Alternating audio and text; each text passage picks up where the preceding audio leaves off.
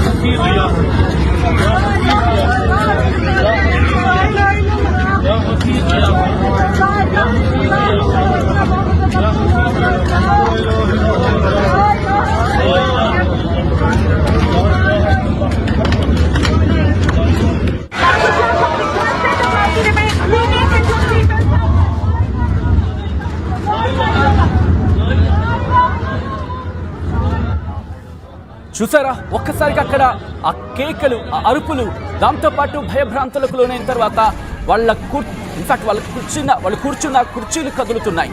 ఆ సీట్స్ పూర్తిగా వైబ్రేట్ అవుతున్నాయి. దాంతోపాటు ఉరుములు మెరుపులు. అటువంటి పరిస్థితులు. విమానం వాళ్ళు వెళుతున్న విమానం నిజంగా వాళ్ళ గురించి చెప్తూ ఉంటే నాకు మాటల్లోనే వణుకొస్తోంది.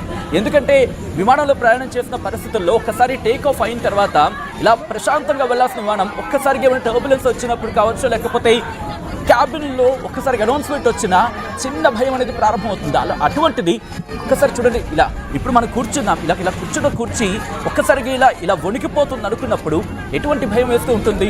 కనీసం మనం భూమి మీద ఉన్నాం అనుకోండి, ఎక్కడికైనా బయట వెళ్ళడానికో పరుగులు పెట్టడానికో లేకపోతే మనం కాపాడుకోవడానికో ప్రత్యామ్నాయాలు ఉంటూ ఉంటాయి. అటువంటి అవకాశం ఉంటుంది. కానీ గాల్లో ఉంది విమానం, కనీసం ఎటువంటి అవకాశం ఉండదు. అక్కడ ఆ పైలట్ అనౌన్స్మెంట్ ఇచ్చినంత వరకు తప్ప మనకి ఇంకో ఆప్షన్ ఉండదు. ఒకవేళ సేఫ్ ల్యాండింగ్ కనీసం నీటి మీదనే ల్యాండ్ అయ్యే అవకాశం ఉంటేనే బ్రతకగల ఛాన్స్ ఉంటుంది. అంతకు మించి ఇంకొక అవకాశం ఆప్షన్ రెండోది లేదు. ఇటువంటి పరిస్థితులు.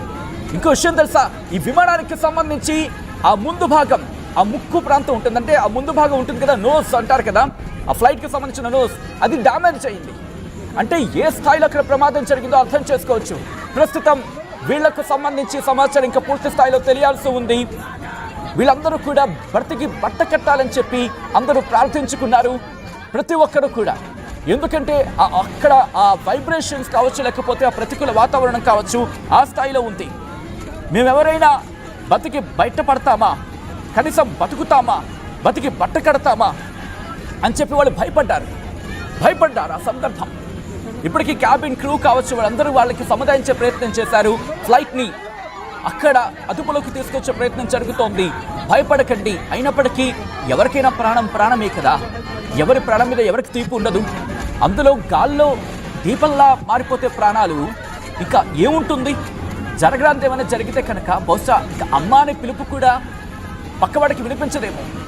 ఈ గ్యాప్లోనే ప్రాణాలు పోతాయి. అందులో విమానంలో ప్రయాణం చేస్తున్నప్పుడు ఆ భయం అదే స్థాయిలో ఉంటుంది. దాదాపుగా అందులో కొత్తగా వెళ్ళే వాళ్ళకైతే ఇంకా భయంగా ఉంటుంది.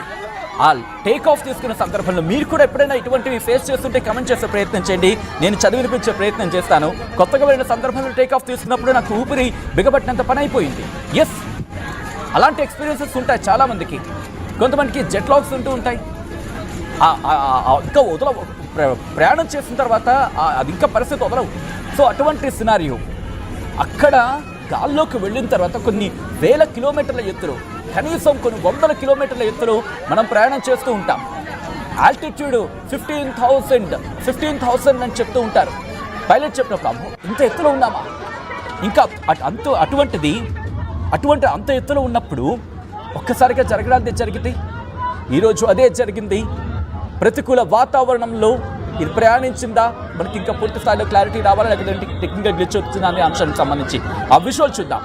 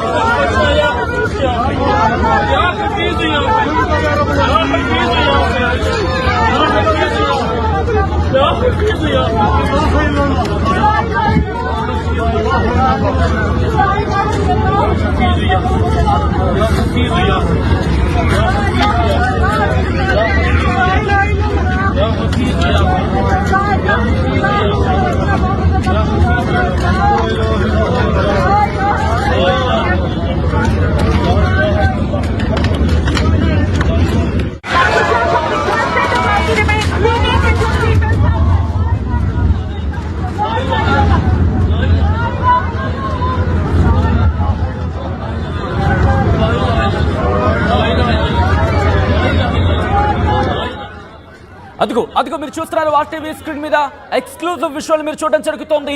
అదిగో ఆ విమానానికి సంబంధించి ముందు భాగం చూసారుగా ఏ స్థాయిలో దెబ్బతిందో. ఆ స్థాయిలో దెబ్బతిన్న విమానాన్ని పైలట్ చాకచక్యంగా వ్యవహరించారు. నిజంగా ఒక్కసారి జై భారత్, భారత్ మాతాకి జై. ఎందుకు నేను ఈ మాట అంటున్నానంటే, మనం మన పైలట్కి ఎటువంటి శిక్షణ ఇచ్చాం, ఎటువంటి క్రమశిక్షణ ఇచ్చాం వాళ్ళకి అనేది ఈరోజు ఈ ఘటన చూస్తే అర్థమవుతోంది. నిజంగా ఒక్కసారిగా